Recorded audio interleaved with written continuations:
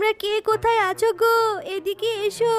এ তো দেখছি আমারই স্বামীর লাশ। কে আমার স্বামীকে ডালিম গাছের নিচে বেঁধে রেখে গেছে?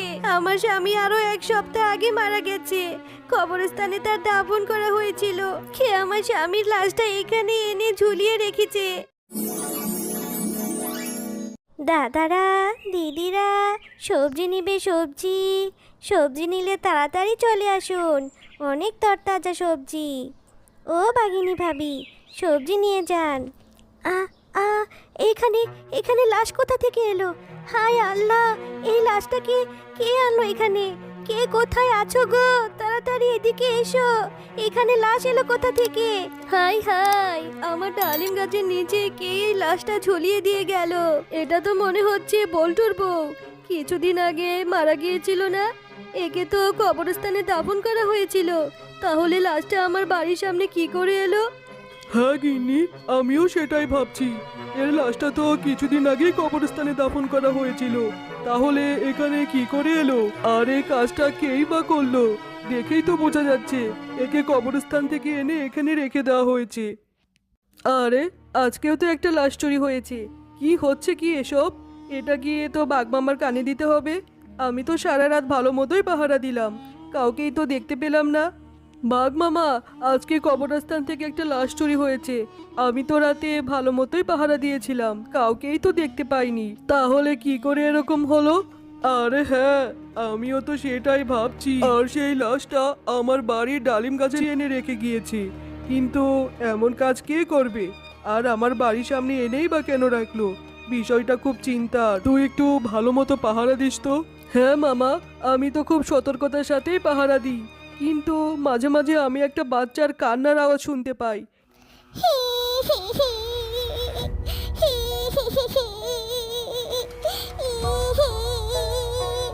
আরে, এটা সেই বাচ্চা মেয়ে না? যে এই বাচ্চা মেয়ের কান্নার আওয়াজ আমি প্রতিদিন শুনতে পাই। যাই তো, বাচ্চাটার কাছে গিয়ে দেখি তো কেন কাঁদছে মেয়েটি।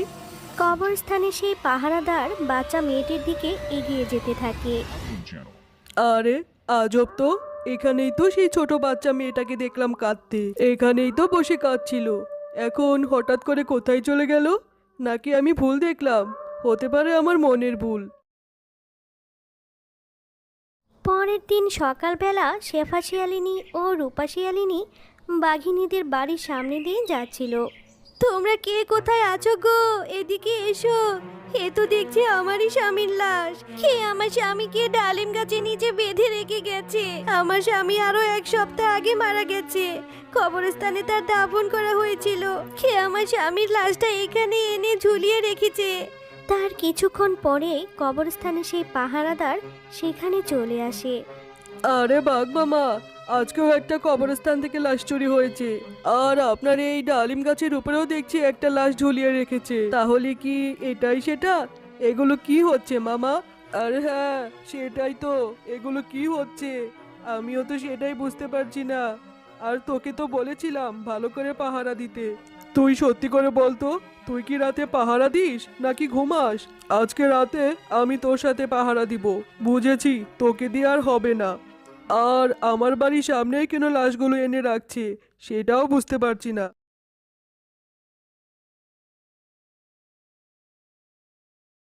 করেই হোক, আজকে লাশ চোরকে ধরেই ছাড়বো। কার এত বড় সাহস আমার সাথে এরকমটা করছে?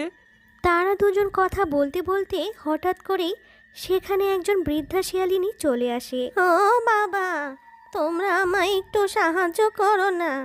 আমার ছোট নাতনিটা ঘরের মধ্যে অসুস্থ হয়ে আছে। এত রাতে আমার এই ছোট নাতনিটাকে কি করে আমি হসপিটালে নেব? আমার সাথে তোমরা দুজন একটু চলো না। ছোট বাচ্চা অসুস্থ, তাহলে তো গিয়ে দেখতেই হয়। আরে হ্যাঁ বুড়িমা, আপনি আমাদেরকে আপনার সাথে নিয়ে চলুন। এরপর বাঘমামা ও দারোয়ান মিলে বুড়ির পেছন পেছন যেতে থাকে। আর পথ যেতে যেতেই হঠাৎ করে বুড়ি উধাও হয়ে যায়। আরে বাঘ মামা, দেখলে তো বুড়িটা উধাও হয়ে চলে গেল। আমাদের সাথে এগুলো কি হচ্ছে বুঝতে পারছি না। তাড়াতাড়ি কবরস্থানে ফিরে চলো বাঘ মামা, আমার খুব ভয় করছে এখন। এরপর তারা দুজন যখন কবরস্থানে ফিরে যায় তখন দেখে সেই বুড়িটি কবরস্থান থেকে লাশ খুঁড়ে উঠাচ্ছে। আরে বাঘ মামা দেখেছো, এটাই তো সেই বুড়ি। বুড়িটা আমাদের ওখান থেকে ধোকা দিয়ে চলে এসে এখানে নিজের কাজ ছাড়ছে। তাহলে এই হচ্ছে আসল চোর। আরে বুড়িমা, আপনি এখানে কি করছেন? আর আপনি এই লাশগুলো নিয়ে কেনই বা আমার ডালিম গাছের সাথে ঝুলিয়ে রাখেন?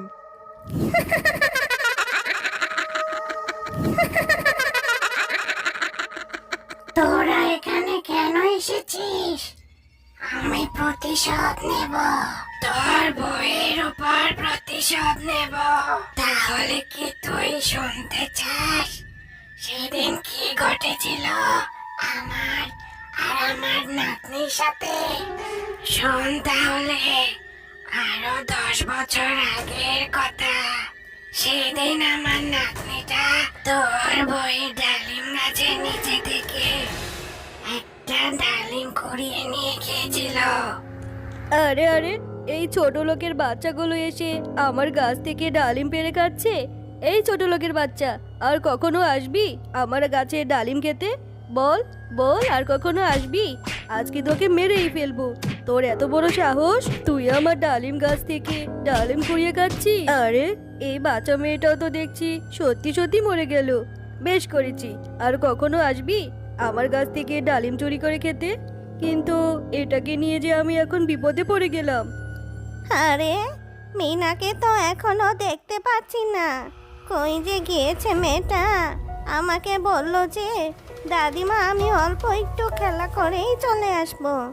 যাই গিয়ে খুঁজে নিয়ে আসি।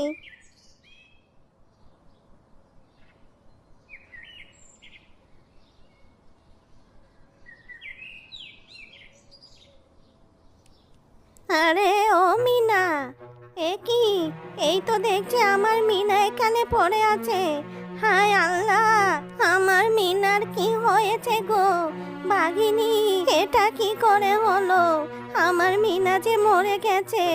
আমার মিনার গায়ে তো রক্ত লেগে আছে কেন? মরে গেছে, বেশ হয়েছে। তোমার নাতনিকে তো চুরি শিক্ষা দিয়েছো, চুরির।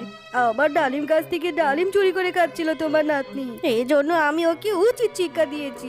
এখন তোমার এই মরা নাতনিকে নিয়ে এখান থেকে ভাগো তো। খবরদার বলছি, এইসব কথা যদি লোকে জানাজানি করেছো তাহলে তোমাকেও মেরে ফেলবো। এটা তুমি কি বলছো বাঘিনী? আমার নাতনিটা না হয় একটুখানি ডালিমে খেয়েছিল। তোমার ডালিমের থেকে তো আমার নাতনির জীবন অনেক বড় ছিল। তুমি কেন আমার নাতনিকে মেরে ফেললে? আমি তোমাকে পুলিশে দেব।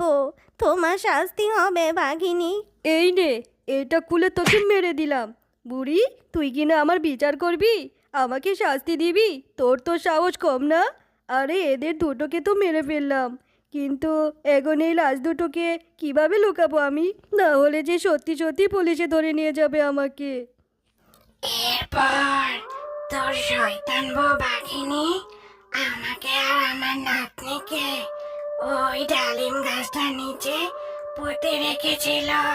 হ্যাঁ বুড়িমা, সেটা না হয় বুঝলাম। সত্যি যদি তোমার সাথে আমার বউ এরকম করে থাকে তাহলে বড্ড ভুল করেছে। কিন্তু তুমি যেটা করছো সেটা তো দণ্ডনীয় অপরাধ। এটা অন্যায় করছো তুমি। কবরস্থান থেকে কেন লাশগুলো নিয়ে যাচ্ছ? তুমি কি চাইছো সেটা বলো তো। আমি তোর বউয়ের মৃত্যু চাইছি। আমি তোর বউকে মেরে ফেলবো। ওকে আমার হাতে তুলে দে, তোর বউকে শাস্তি দেব। আচ্ছা বুড়িমা, ঠিক আছে, তুমি যা চাইছো তাই হবে। আজকে রাতটা তুমি এই লাশটাকে ছেড়ে দাও। তুমি আমাকে কথা দাও আর কোনোদিন কখনো তুমি লাশ তুলবে না। ঠিক আছে, আমি যদি তোর বউকে শাস্তি দিতে পারি তাহলে আর কখনোই লাশ তুলব না। ঠিক আছে, কালকে সকালে তুমি আমার বাড়ির সামনে যাবে। তোমার সামনে আমার বউকে উচিত শিক্ষা দেব। দেখো তো বউ, তুমি এই বুড়িমাকে চিনতে পারছো কি না? একদিন তুমি এই বুড়িমা এবং তার নাতনিকে মেরে ফেলেছিলে। এখন তুমিই বলো তোমার কি শাস্তি হওয়া উচিত। আর এই বুড়িমার সাথে তুমি কেন এমন অন্যায় করলে বলো? তুমি এখন বুড়িমার কাছে মাফ চাও। তোর বউকে আমার হাতে ছেড়ে দে, আমি ওকে মেরে ফেলবো। আমি ছাড়বো না তোকে। শয়তানি বাঘিনী, তুই মরলে আমি শান্তি পাবো। আমার নাতনিটাকে তুই নৃশংসভাবে মেরেছিস, এখন আমি তোকে আগুনে পুড়িয়ে মারবো। আমাকে ছেড়ে দাও বুড়িমা, আমাকে ছেড়ে দাও। আমি ভুল করে ফেলেছি। আমি তোমার নাতনিকে মেরে ফেলার পর আজ 10 বছর হয়ে গেল, আমি নিজেই মা হতে পারিনি। তুমি আমাকে ছেড়ে দাও বুড়িমা, আমাকে ছেড়ে দাও। আমাকে তুমি ক্ষমা করে দাও বুড়িমা, আমাকে তুমি ক্ষমা করে দাও। আমি আর কোনোদিন এমন ভুল করব না।